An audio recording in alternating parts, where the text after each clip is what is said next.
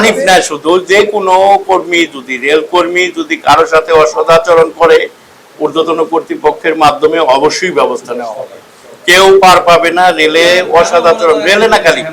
আগামীকাল সকালে আমি রেলওয়ে বিদ্যুৎ ডিপার্টমেন্ট, আমাদের তো 27টা ডিপার্টমেন্ট আছে, প্রত্যেকটা ডিপার্টমেন্ট আলাদা আলাদা কাজ করে, আমি ওখানেও চিঠি পাঠাবো যে আপনাদের এই বিদ্যুৎ সংযোগ বিচ্ছিন্ন করাবো, অবশ্যই ব্যবস্থা নেওয়া হবে।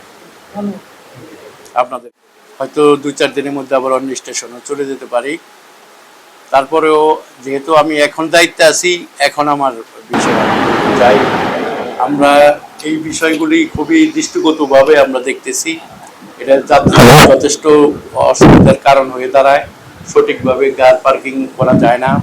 ঊর্ধ্বতন কর্তৃপক্ষের হয়তো এই স্টেশন নিয়ে অনেক বৃহৎ পরিকল্পনা আছে, হয় থাকবে না। তাছাড়াও যথাযথ ব্যবস্থা নিতেছি এই দোকানপাট উচ্ছেদে। হ্যাঁ হ্যাঁ, এটা খুবই খারাপ একটা অবস্থার মধ্যে, বিশেষ করে এই যে বৃষ্টি হইলে পানিগুলি আটকে যায়। পানি আটকে যাওয়ার কারণে সঠিকভাবে পানি নিষ্কাশনের ব্যবস্থা নেই। আমাদের পাশে কনস্ট্রাকশন কাজ চলতেছে, এখন আমাদের রেলওয়ে কাজ হচ্ছে না। এটা ড্রেনেজ ব্যবস্থা একান্ত জরুরি, এবং এই দোকানগুলি উচ্ছেদ করে এখানে একটা সুন্দর পার্কিং এর ব্যবস্থা করা জরুরি, এবং সেই বিষয়ে আমরা ঊর্ধ্বতন কর্তৃপক্ষের সাথে আলাপ আলোচনা করে ব্যবস্থা নিচ্ছি। যাই হোক, এরকম যদি কোনো প্রমাণ পাওয়া যায়, হানিফ না, শুধু যে কোনো কর্মী যদি রেল কর্মী যদি কারোর সাথে অসদাচরণ করে ঊর্ধ্বতন কর্তৃপক্ষের মাধ্যমে অবশ্যই ব্যবস্থা নেওয়া হবে। কেউ পার পাবে না রেলে অসদাচরণ, রেলে না খালি, সরকারি চাকরিজীবী যারাই আছে তাদেরকে বর্তমান সরকার একটা নীতিমালার ভিত্তিতে তাদের আচরণ খুবই নিয়ন্ত্রণ করার চেষ্টা করতেছে, এবং হবে, অবশ্যই চেষ্টার মধ্যে সফল হবে। সরকারি চাকরিজীবীরা ইচ্ছা করলেই যাতায়াত ব্যবহার করতে পারে না বা পারবেও না। আমি দেখুন, আমি বা আমরা যারা সরকারি চাকরিজীবী আছি তারা জনগণের সেবক, জনগণের সুবিধার জন্য আমাদেরকে সরকার বেতন দিয়ে রাখা হয়।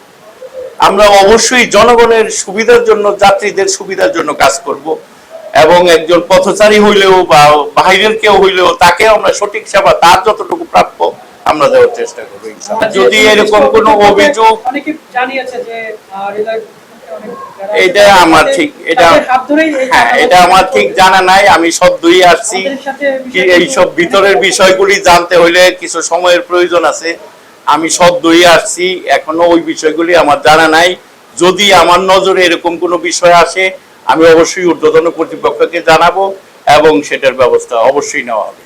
কেউই এখানে পার পাবে না।